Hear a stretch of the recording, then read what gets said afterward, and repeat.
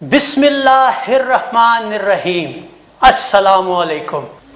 हज़रत इदरीस हज़रत नूह के जद्दे अमजद थे। इब्रानी में आपको खनू, अरबी में अखफू, यूनानी में तरमीस और हरमस हरासा और मिस्र में नमोता ज़ियोन कहकर पुकारा गया है। कुरान पाक में आपको हजरत इदरीस कहकर पुकारा गया और सूरह मरियम और सूरह अंबिया में आपका जिक्र किया गया।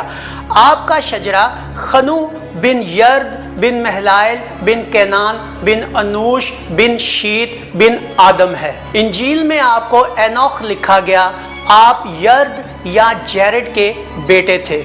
यर्द के बारे में हम आपको बताएं कि वो अपने बाप महलाइल के बाद बनी शीत के सरबराह हुए। उनकी शादी विमत से हुई जो यबान बिन आदम की बेटी थी। बाइबल में उन्हें बाराका या बारिका कहकर बुलाया गया है। यर्द अपने अजदाद की तरह तबलीग का काम करते रहे। इंजील और इमाम इब्ने कसीर के मुताबिक आप 162 साल के थे जब आपके यहाँ हजरत इदरीस पैदा हुए। इमाम इब्ने कसीर और इंजील के मुताबिक आपकी उम्र 962 बरस बयान की गई है।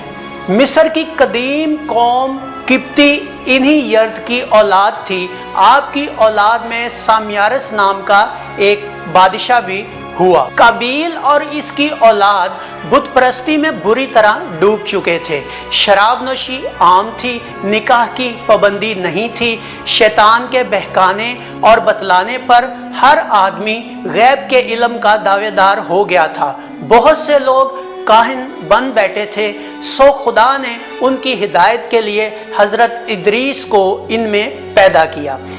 हजरत इदरीस बाबल में पैदा हुए जो दजला और फरात के किनारे सरसब्ज और शादाब शहर था। ये इराक का मशहूर कदीम शहर था जो बाद में वक्त के हाथों फना हो गया और आज इसके खंडरात बाकी हैं। आपने भी जवान होने के बाद तबलीग का काम शुरू किया। आप हर रोज एक जोड़ा कपड़ों का सीते और उसकी उजरत ना लेते। इसके बदले में अल्लाह ताला से नेकी के तालिब होते।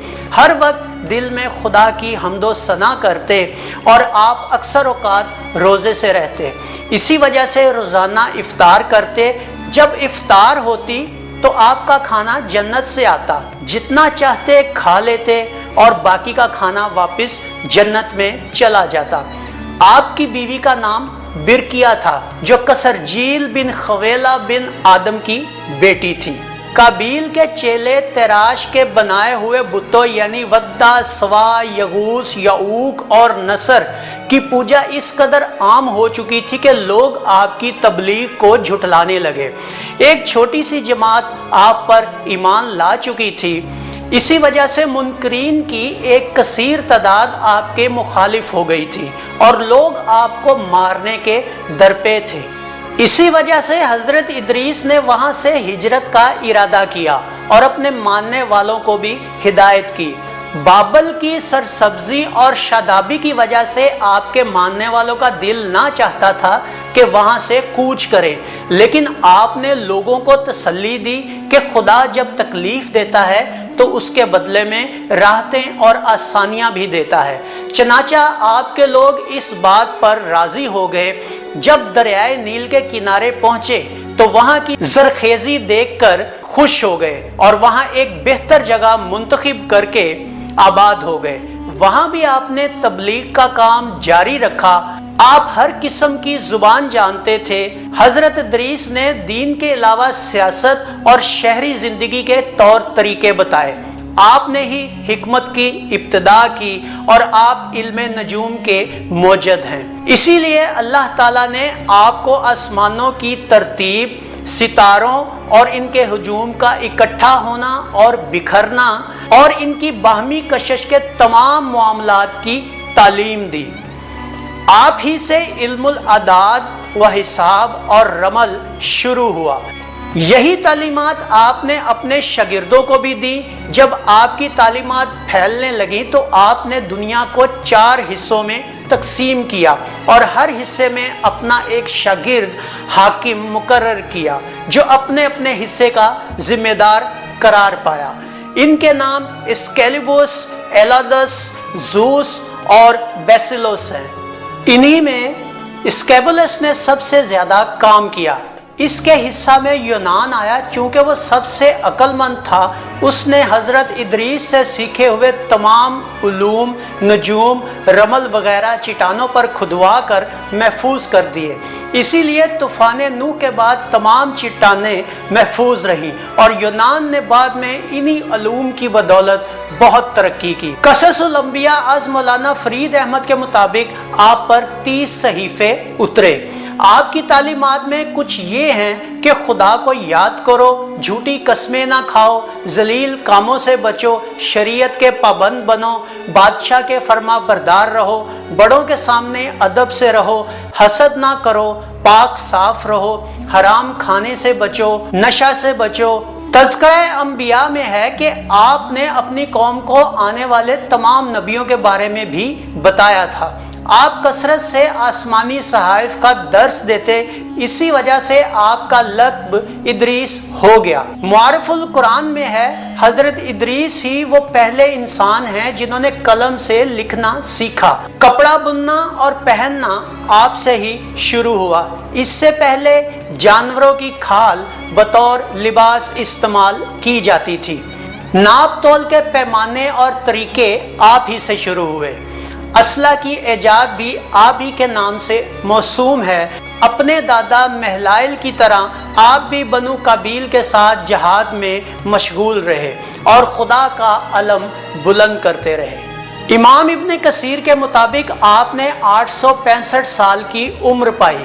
इंजील बाब नंबर 5 वर्सेस नंबर 23 में आपकी उम्र 365 बरस बयान की जाती है और तबकाते नासरी और कससुल कुरान में आपकी उम्र 650 बरस बयान की गई। आपकी वफ़ात के बारे में मुख्तलिफ रिवायात हैं। पहली रिवायत है जो कससुल अंबिया अज हामद सुल्तान कादरी से है कि एक रोज इज़राइल आपसे मिलने आए।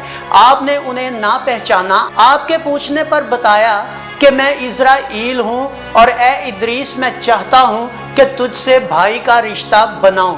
हजरत इदरीस ने फरमाया कि मैं तब राजी हूँगा जब मौत का जायका मुझे चखाओगे ताकि खुदा की इबादत ज्यादा करूं।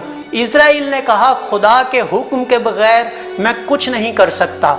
आपने रब से दुआ की। अल्लाह ने हुक्म दिया कि इदरीस की जान कब्ज करो। इज़राइल ने आपकी जान निकाल ली। खुदा के दोबारा हुक्म से इज़राइल ने आपको जिंदा किया और दोनों आपस में भाई बने। हजरत इदरीस की ख्वाहिश पर मलकल मौत ने आपको दोज़ख और इसके 7 हिस्से दिखाए। फिर आपने कहा कि जन्नत देखने की आरजू है ताकि शौक में और ज्यादा इबादत कर सकूं। जब दरवाजे पर पहुंचे तो कहा कि मौत की तलखी चख ली, दोज़ख देख ली।